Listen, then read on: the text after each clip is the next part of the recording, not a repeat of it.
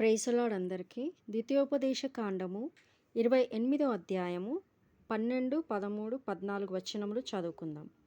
యెహోవా నీ దేశము మీద వర్షము దాని కాలమందు కురిపించుటకును, నీవు చేయు కార్యమంతటిని ఆశీర్వదించుటకును ఆకాశమును తన మంచి ధననిధిని తెరచును.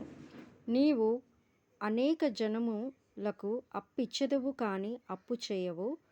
నేడు నేను మీకు ఆజ్ఞాపించు మాటలన్నిటిలో దేని విషయంలోనూ కుడికి గాని ఎడమకు గాని తొలగ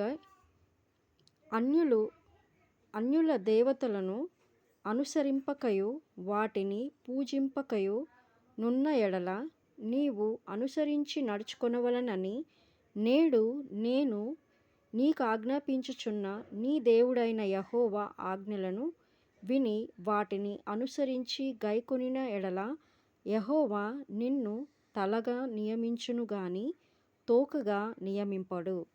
నీవు పైవాడవుగా ఉందువు గాని క్రింది వాడవుగా ఉండవు. ఆమేన్.